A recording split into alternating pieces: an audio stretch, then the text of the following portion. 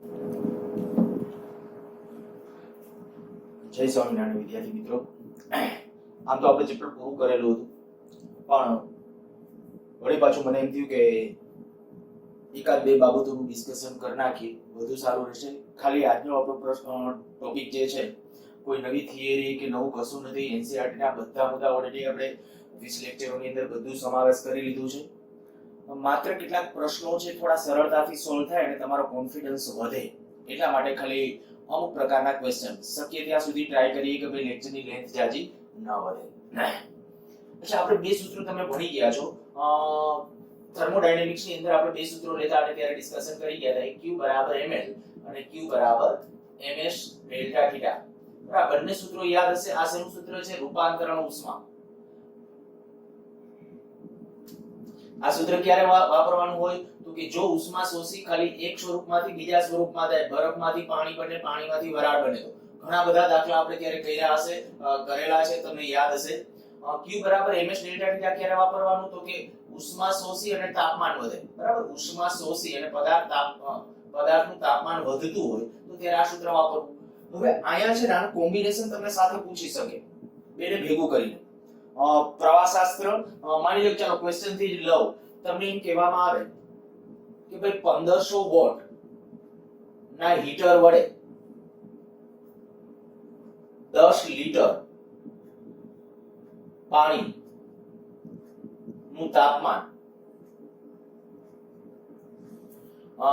20 અંશ સેલ્સિયસ થી 40 અંશ સેલ્સિયસ થતા સમય કેટલો સમય લાગે? બહુ સરળ ક્વેશ્ચન છે, સિમ્પલ છે. આ ખાલી આપણને ખબર છે કે અને હા, આ બધી વસ્તુમાં આપણે એ ધારશું ઉષ્માનો બીજી કોઈ રીતે વ્યય થતો નથી. ટૂંકમાં આપણે કહીએ કે ભાઈ ડોલની અંદર આપણે કઈ પાણી છે, આપણે હીટર જ્યારે અંદર ડુબાડીએ છીએ ત્યારે હીટરની સંપૂર્ણ ઉષ્મા કોને મળે છે? માત્ર ને માત્ર પાણીને, એવું ધારીએ છીએ. બરાબર, એની આજુબાજુ જે આપણે કઈ વાતાવરણમાં કઈ ગુમાવતી નથી, ડોલ ગરમ થવામાં કઈ વપરાતી નથી, એવી આદર્શ કન્ડિશન છે એ ધારીને આપણે અત્યારે પ્રશ્નો બધા સોલ્વ કરશું અને તમને એ જ રીતે પૂછાય છે. તો હું સૌથી પહેલા કહીશ કે ભાઈ પાણીનું તાપમાન વધે છે તો આ સૂત્ર વાપરવાનું હોય ms ડેલ્ટા થીટા. પણ હવે આપણે આ જે ઉષ્મા છે ને એનો એકમ કેલેરી છે, તો કેલેરીને આપણે જૂલમાં ટ્રાન્સફર કરવું હોય તો જે વડે ગુણાકાર, એટલે હું જે વડે, જે એટલે 4.2. બરાબર, ઉષ્માનો યાંત્રિક તુલ્યાંક છે 4.2. કેમિસ્ટ્રીમાં 4.184, આપણે ફિઝિક્સમાં કંઈક 4.186.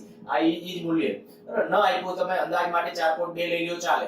તો આ 4.2 વડે આપણે ગુણાકાર કર્યો છે કારણ કે આ કેલેરીમાં હશે. કેલેરીમાં છે કેમ ખબર પડી તો કે આપણે વિશિષ્ટ ઉષ્મા જે જાણીએ છીએ પાણીની, જે એક કહીએ છીએ એમકેએસ પદ્ધતિની અંદર, સીજીએસ પદ્ધતિમાં એક કહીએ છીએ, પણ આ જે કેલેરી પ્રતિ ગ્રામ અંશ સેલ્સિયસ એટલે એક બરાબર, કેલેરી પ્રતિ ગ્રામ અંશ સેલ્સિયસમાં. પછી કિલોગ્રામમાં કેલેરી પ્રતિ કેજી અંશ સેલ્સિયસમાં લઈએ તો એ 1000. અત્યારે આપણા માટે ms delta theta into j આ જે છે એને આપણે કીધું જૂલમાં ફેરવવા માટે આ કરેલું છે. બીજું, હવે આપણે જે હીટર કે એના માટે વાત છે તો હું આ સૂત્ર લખું છું VIT.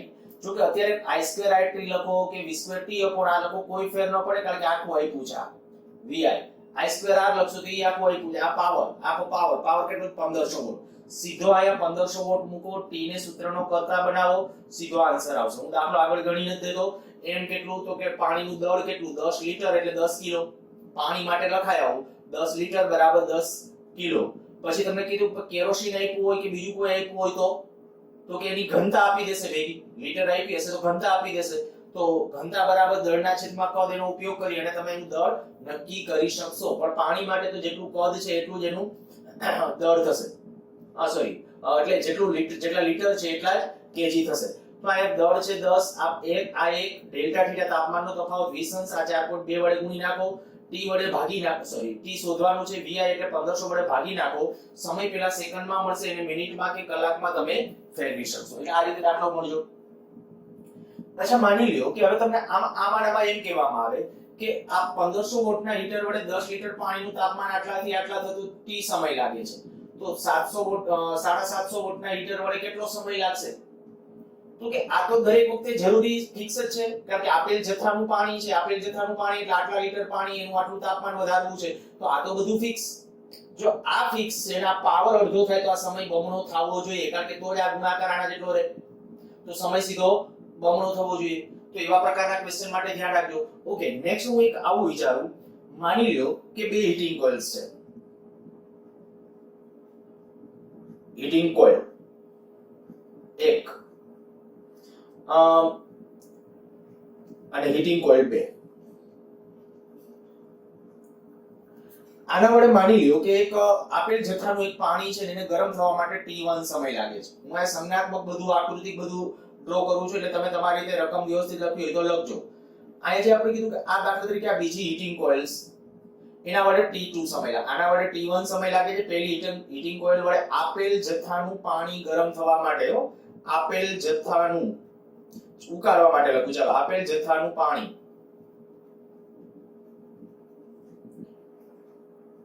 ઉકળવા માટે આને T1 સમય લાગે છે, આ બીજી હીટિંગ કોઇલને T2 સમય લાગે છે. હવે તમને એમ કે આ બેને સમાંતર જોડીને એટલા જ વોલ્ટેજ આરે જોડો, એટલા જ પ્રાપ્તિ સ્થાન આરે જોડો તો કેટલો સમય લાગશે? આ બેને શ્રેણીમાં જોડવામાં આવે તો કેટલો સમય લાગશે? તો કે આપણે આટલું કહી શકાય કે ભાઈ દરેક કિસ્સામાં દરેક વખતે આ એકલી કોઇલ છે, આ પહેલી, આ બીજી છે કે બે શ્રેણીમાં છે, દરેક વખતે જરૂરી ઉષ્માનો જથ્થો કેવો હશે? સમાન. દરેક વખતે પાણીને ઉકળવા જરૂરી ઉષ્મા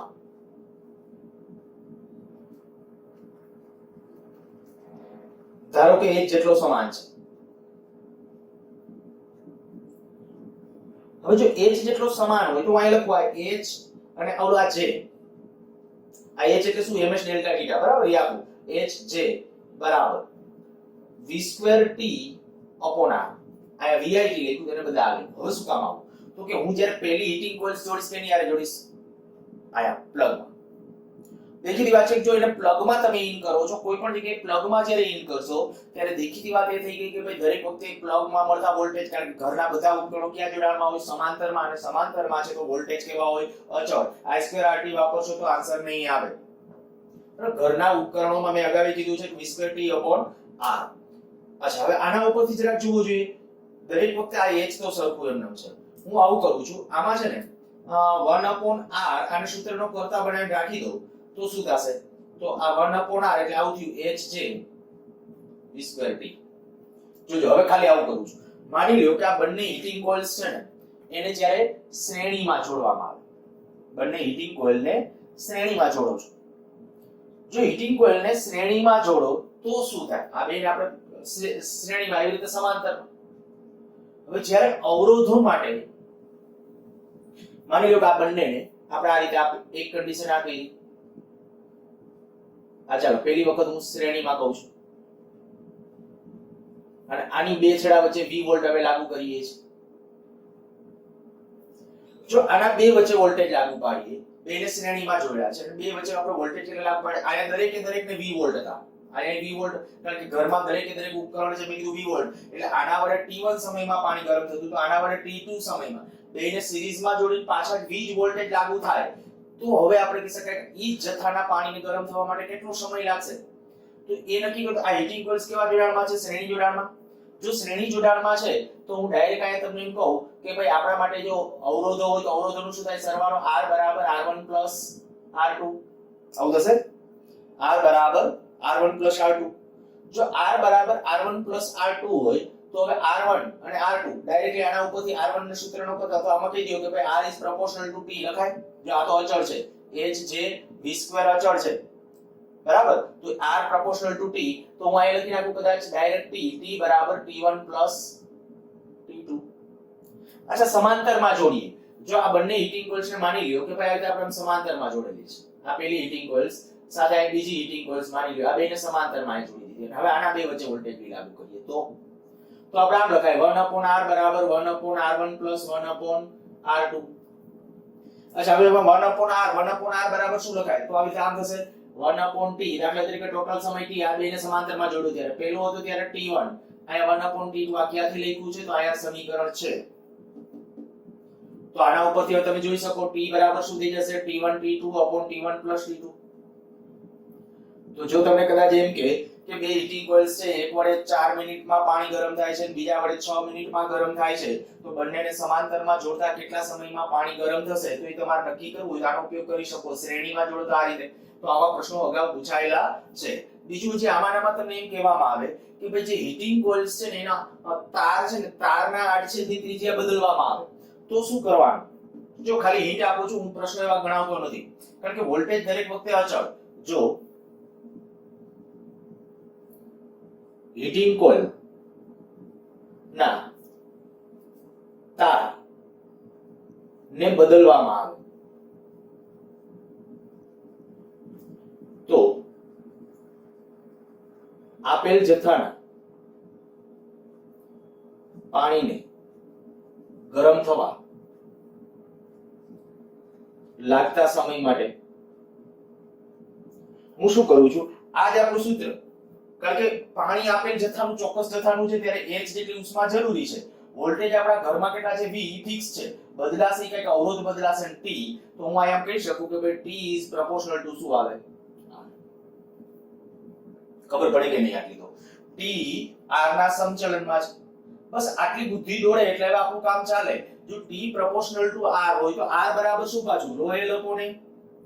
માંડો વિચારવા સીધું. તમને એમ કીધું કે ભાઈ લંબાઈ છે એ અડધી થાય છે, 8 ની ત્રિજ્યા અથવા તાર છે પાતળો કરવામાં આવે છે, શું ફેરફાર થાય, તો લંબાઈ જો અડધી થાય તો સમય અડધો, લંબાઈ બમણી લેવામાં આવે તો સમય બમણો. 8 છે એટલે અહીંયા પાય r સ્ક્વેર લખી શકો તો rho l upon પાય r સ્ક્વેર. સમજાઈ ગયું હશે? કોઈ પણ આવી પરિસ્થિતિ હોય, પાણી હીટર વડે આપેલ જથ્થાના પાણીને ગરમ થવા કે એના માટે લાગતા સમયના કે એના કોઈ પણ કોયડાઓ પૂછે તો આ પરિસ્થિતિઓનો ઉપયોગ કરવો. સારું, તો આ પહેલા પૂછું છું q બરાબર ml. અચ્છા, q બરાબર ml વાળો એકાદો ખાલી ક્વેશ્ચન એમને તમને કહી દઉં. માની લ્યો એક ક્વેશ્ચન આ રીતે આ લખું છું, 100 કિલોગ્રામ બરફ ધરાવતા પાત્રમાં 1000 વોટ નું હીટર 5 મિનિટ માટે ચાલુ રાખવામાં આવે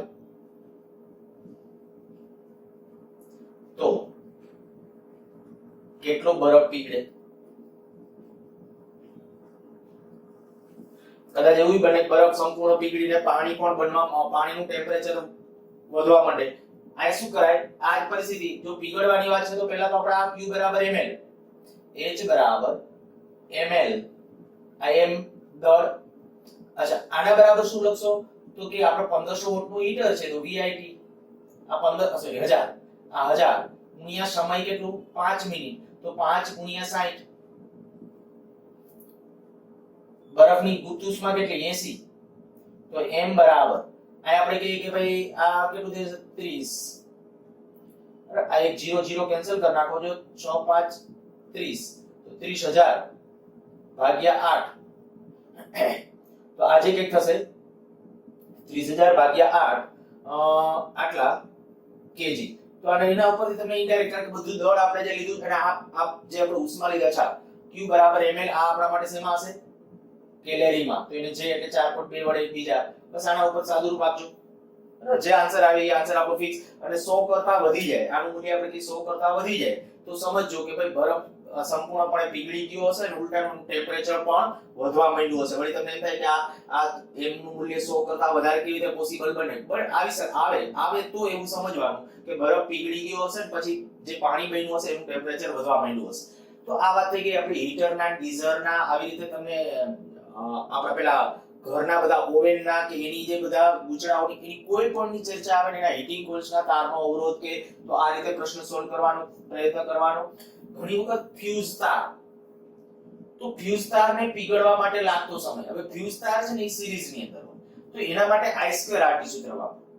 હું હવે એમાં જતો નથી કારણ કે લેક્ચરની મેં કીધું લેન્થ આપણે બહુ વધારવા નથી માંગતા, પણ ફ્યુઝ તાર હોય તો ફ્યુઝ તારની અંદર શું હોય, ફ્યુઝ તાર કેવી રીતે કનેક્ટેડ હોય તમને કીધું આયા.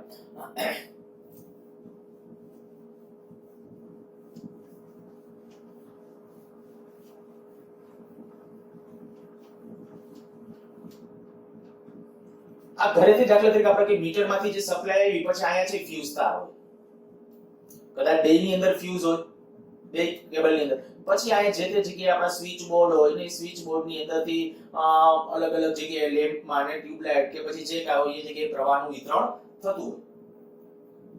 હવે જ્યારે આપણે એમ કહીએ કે ભાઈ આમાં આ પીગળી જવા માટે અમુક હદ કરતા જ્યારે વધારે કરંટ ખેંચાય ને ત્યારે આ પીગળી જવું, પણ પ્રવાહ જ્યારે ખેંચાશે ત્યારે આ આપણે કહી શકાય પ્રવાહની અંદર આ એટલે આપણે જે તે સપ્લાય સાથે જે કોઈ ઉપકરણ જોડ્યું ઉપકરણ સાથે આ કેવા જોડાણમાં આવશે?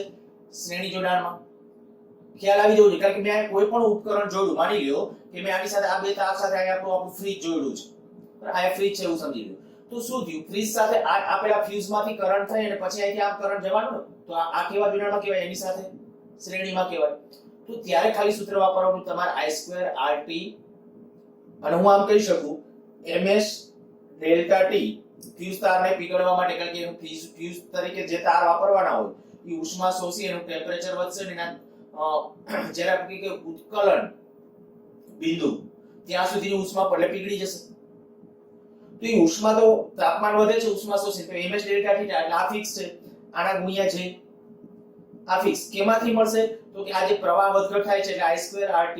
હવે r ને બદલે ρl/t આ બધું વાપરી શકો પ્રવાહનું, તો હું આના ઉપરથી આ કહી શકું કે ભાઈ I2 અને r આયા કેવા આવશે? એકબીજાને વ્યસ્ત, કારણ કે વ્યસ્તમાં એટલા માટે આ તો ફિક્સ છે. ફ્યુઝ તારને આયા કોઈ એક ચોક્કસ ધાતુનો તાર હોય તો એને પીગળવા માટે જરૂરી ઉષ્મા જે છે એ ચોક્કસ હોય. સારું, તો હવે આના રિલેટેડ પ્રશ્નોમાં નથી જતો, કંઈક એકાદ વખત આના રિલેટેડ પ્રશ્ન પૂછ્યો તો તમારી રીતે સોલ્વ કરશો એટલે થશે. બીજું એક સાથે ડિસ્કશન કરી નાખી.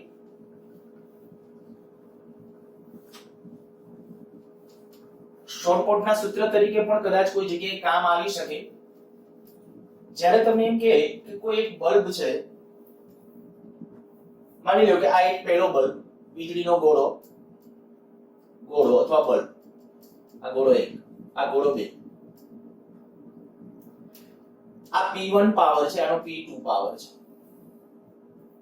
આનો પાવર P1 છે, આનો પાવર P2 છે. આ બંને બલ્બને V વોલ્ટના સપ્લાય સાથે શ્રેણીમાં જોડવાનું. અને આ ક્યારે V1 આને એમ કહી દો, આ જે બલ્બ છે અથવા ગોળો છે એને V વોલ્ટ આરે જોડું ત્યારે P1 પાવર ખેંચે છે, આને V વોલ્ટ આરે જોડું ત્યારે P2 પાવર ખેંચે છે. તો આ બેને શ્રેણીમાં અથવા સમાંતરમાં V વોલ્ટ સપ્લાય આરે જોડો તો કેટલો પાવર ખેંચશે? રકમ તમારી રીતે લખજો, હું બોલ્યો એના ઉપરથી ફરીથી બોલું છું કે ગોળો 1 અને ગોળો 2 એને V વોલ્ટ સપ્લાય સાથે જોડતા તે અનુક્રમે P1 અને P2 પાવર ખેંચે છે. તો બંનેને શ્રેણીમાં જોડવામાં આવે તો કેટલો પાવર ખેંચશે? બંનેને સમાંતરમાં જોડવામાં આવે તો કેટલો પાવર ખેંચશે? તો કે જો આને હું V વોલ્ટ આરે જોડું તો આનો અવરોધ કેટલો? આનો અવરોધ જો હું R1 કહું તો R1 બરાબર શું? V2/P P1. આનો અવરોધ લખું એવી રીતે તો R2 બરાબર V2/P2. આ બીજા ગોળાનો અવરોધ થયો. હવે જ્યારે હું એમ કહું કે શ્રેણીમાં જોડવામાં આવે, જોજો શું કરું છું, શ્રેણીમાં જોડવામાં આવે તો શ્રેણી જોડાણમાં પાવર PS કહું સિરીઝ માટે, PS S ફોર સિરીઝ, તો શું વોલ્ટેજ કેટલા? તો કે વોલ્ટેજ તો V આ બેને સિરીઝમાં જોડી કેની આરે જોડવાના છે? V વોલ્ટ આરે. તો V વોલ્ટ આરે જોડો પણ અવરોધો શું થશે? બેનો સરવાળો R1 R2. હવે R1 અને R2 ની કિંમત જો ત્યાં મૂકી દેશો V2 તો આ થશે V2/P1 V2/P2. તો V2 કોમન કાઢીને કેન્સલ કરી નાખો, પછી ક્રોસ ગુણાકાર કરશો એટલે આવું રહેશે P1 P2 P1 P2. આ સિરીઝ જોડાણનો પાવર થઈ ગયો. આવી રીતે જો સમાંતર જોડાણ માટેની વાત હોય તો સમાંતર જોડાણમાં પાવર P બરાબર P પેરેલલ કહીએ, PP બરાબર V2 પણ ત્યાં અવરોધો માટે લખશો ત્યારે શું લખશો? તો કે અવરોધો માટે કાં તો ડાયરેક્ટ આમ લખો, ઉપર બેનો ગુણાકાર નીચે બેનો સરવાળો, બરાબર. R ઇક્વિવેલન્ટ તરીકે આમ લખો છો R1 R2 R1 R2, એટલે હું અહીંયા આમ લખી નાખું છું. અને જો રિયલમાં R1 R2 આ બધી આ કિંમતો મૂકશો, આ કિંમતો અહીંયા મૂકી અને સાદુરૂપ આપશો તો આપણો આન્સર આવશે P1 P2.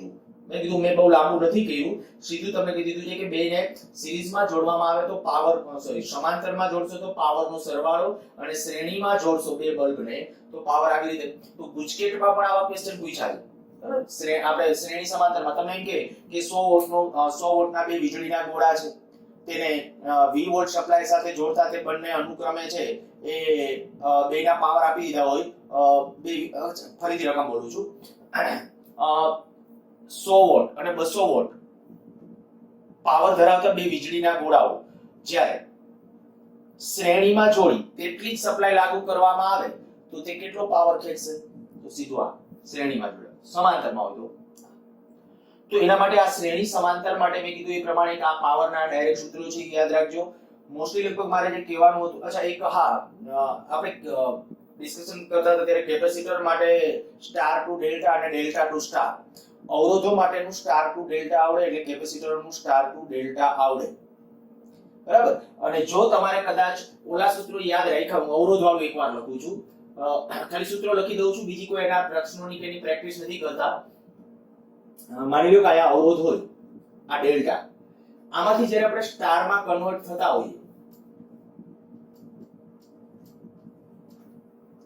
આ R1 હોય, આ R2 હોય, આ R3 હોય, આને R1 ડેશ કહું, આને R2 ડેશ કહું, આને R3 ડેશ કહું, તો યાદ કરો R1 ડેશ કેમ લખતા હતા? R1 ડેશ લખતા હતા, એ જે R1 ડેશ લખવું હોય તો R1 ડેશ એટલે આ બેનો ગુણાકાર R1 R2 upon R1 plus R2 plus R3. અચ્છા, આમાંથી જ્યારે આમાં જતા હતા, અમે ત્યારે અલગથી સૂત્રો લખ્યા હતા, આમાંથી આમાં ટ્રાન્સફર થતા હોય ત્યાં એકડા આપણે ડેલ્ટા કરતા હતા, યાદ આવી ગયું છે, બરાબર. તો ત્યારે હું એમ કહું કે કોઈ પણ અવરોધ લખતા હશો તો શું કરતા હતા? તો યાદ આવું ઉપર બેના ગુણાકાર R1 R2 R2 R3 R3 R1 એના છેદમાં જે હોય એની સામેની ભુજાનો એક અવરોધ લખતા હતા, બરાબર. હવે કેપેસિટર માટે હોય તો શું કરવાનું? જો આના માટે સેમ, હવે આ ઇમેજિનેશન કરી લ્યો કે આ કેપેસિટર છે, આ કેપેસિટર,